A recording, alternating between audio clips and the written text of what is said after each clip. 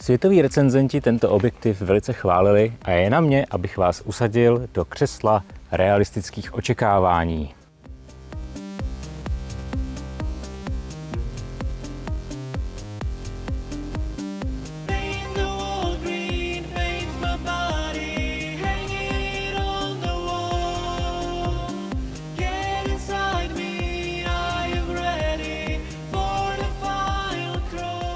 Sony 20-70 f4 je sice full frame objektiv, ale pokud byste chtěli super objektiv i pro APS-C, tak s ním určitě neprohloupíte. Bohužel nemá optickou stabilizaci, takže bych ho doporučoval spíš k modelům A6500, A6600 nebo A6700, kde je stabilizace na senzoru. Koupil jsem ho zhruba před 2 lety s očekáváním super ostrosti, extrémně malé hmotnosti a především parfokality. No, jak to samozřejmě bývá, nadšení recenzentů bylo převálcováno realitou. No a první náraz do reality je vysoká cena. Jak si ho pořídit levněji? Občas ke konci roku se překrývá jedna akce se jménem Black Friday a druhá akce se jménem Cashback. No a když vychytáte načasování těchto dvou, můžete ušetřit až 10 000. A zrovna u tohohle objektivu se to opravdu vyplatí.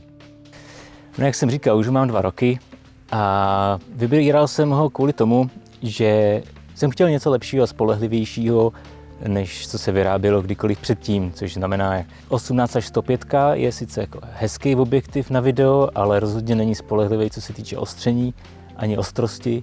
17-70 od Tamronu, f2.8 skvělá světelnost, ano, má stabilizaci, ale bohužel, když se zoomuje, přeostřuje. Na video jakoby si musíte dávat prostě pozor tady na tuhletu vlastnost, ale když chcete záběr jako z televize, tak bohužel to občas prostě udělá a je to rozostřený. No a pak je zde docela drahý objektiv 18-110, já nevím, stál 100 000, nevím, jestli pořád stojí 100 000. Tam je to už jako nějak elektronicky ošetřený, ale bohužel, jako když se na to soustředíte, tak to tam pořád vidíte, jak to jako občas poskočí, jo, že se to malinko rozostří a zase to jako doostří. Tento objektiv Sony 70-20, naopak 20-70, všichni říkali, že to jako nedělá. No, tady je to usazení do reality ohledně parfokality, to je právě to, že tak je to pouze ošetřeno v systému toho objektivu, že když někam zaostříte v manuálu, rychle přezoomujete, tak on to jako zvládne za tu dobu zoomování jako doostřit na správnou vzdálenost. Ale je vidět, že přeostřuje. Jo, není to jako na crash zoomu od Tarantina, to ne. To prostě není broadcastový objektiv. Ale dá se s tím už pracovat. Už to není tak hrozný jako třeba s tím Tamronem. Jo, a pořád jsme na poloviční ceně než broadcastového objektivu tady toho levného 18-110. Ano, mohl bych si koupit broadcastový objektiv, ale bude dražší než auto. Nebo 2 auta. No, takže opticky parfokální určitě není. Je pouze digitálně ošetřen. Můžete se podívat tady na krátkou ukázku z koncertu v Lodi a možná najdu ještě nějaký další, co jsem používal. Jak zoomuju vlastně tím motorem od Tilty.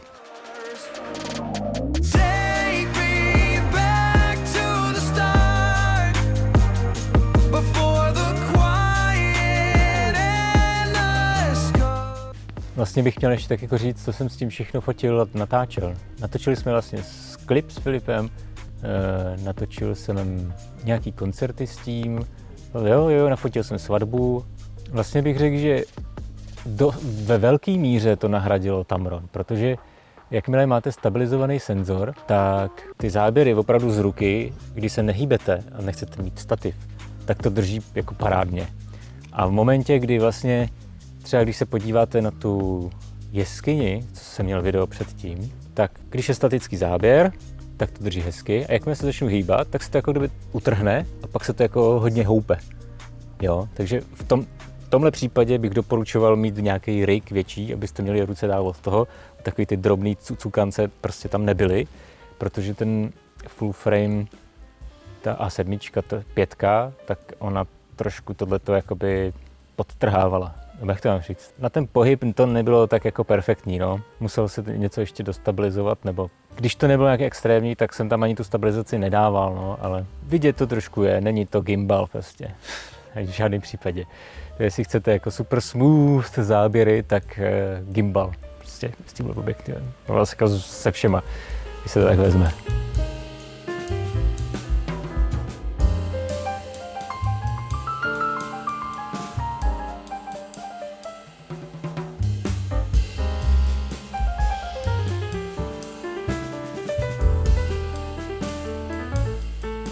Nikdy by mě nenapadlo, že věc, která je ryze pro video, bude fantastická i na foto. Přiletí helikoptéra a možná si to povíme. Bavíme se tady o takovém kroužku, který jsem si právě nasadil kvůli tomu motoru na ostření nebo zoom. No a když to dáte na ten zoom, tak vlastně získáte takový jako poslepu nahmatatelný bod, že víte, že jste na zoomovacím kroužku, že se nespletete. A navíc, jak je to gumový, tak vlastně vám to nemůže nic poškodit v baťohu nebo prostě kolem toho. Dobře se to jako chytí, je to takový jako správně, má takový lepší grip, jo. Pokud jako vám nevadí si koupit ještě příslušenství, tak tohle to je fakt jako docela pomocník.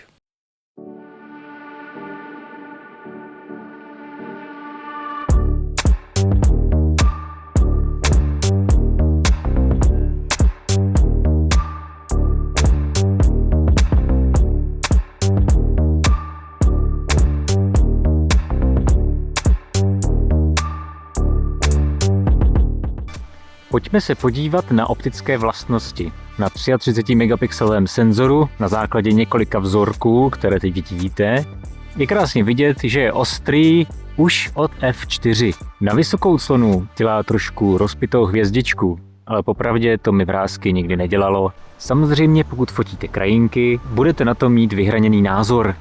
Svoje názory mi můžete dát vědět v komentářích, jak se vám líbí paprsky na tomto objektivu. Tato optická konfigurace 16 čoček ve 13 skupinách jednak chytře implementuje asférické čočky a nízkodisperzní čočky. A výsledkem je to, že je překvapivě blízká minimální, teď šilhám už, minimální zaostřovací vzdálenost, a to na širokým i dlouhým ohnisku, tedy na obou koncích. Díky malé zaostřovací vzdálenosti, když chcete vlogovat a mluvit do kamery zblízka, takhle držet si to relativně ohnutou rukou, tak vlastně tento objektiv to umožňuje. 20 mm je hodně široký ohnisko. No a pak samozřejmě, když chcete jako něco ukázat,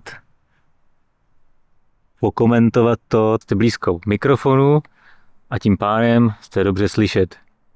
Takže i na toto je velice dobrý. Takže ať už vlogeři nebo dokumentaristi, kteří to natáčí sami, ocení tenhle objektiv. Není to úplně makroobjektiv, ale s nějakým lehkým ořezáváním si užijete spoustu zábavy.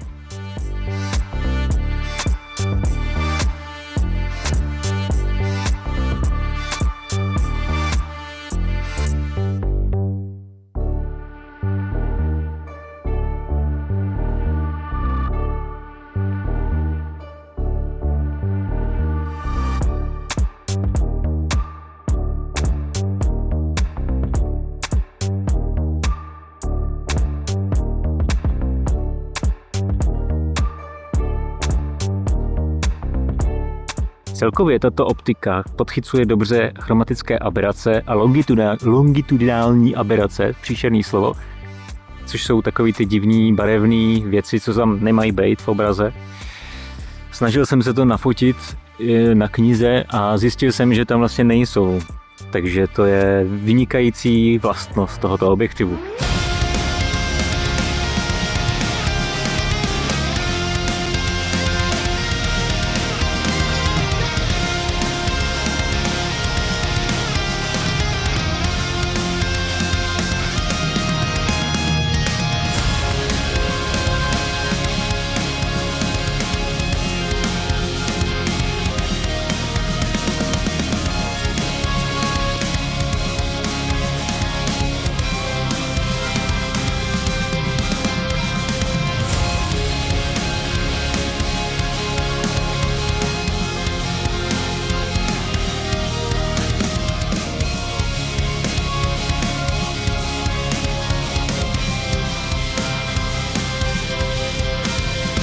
20, 70.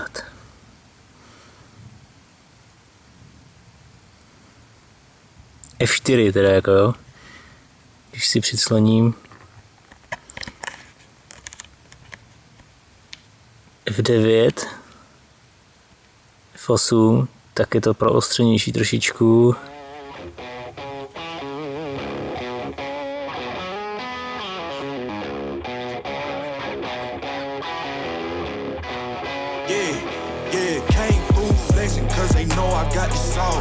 Got the presence on me, I can't ever take it off.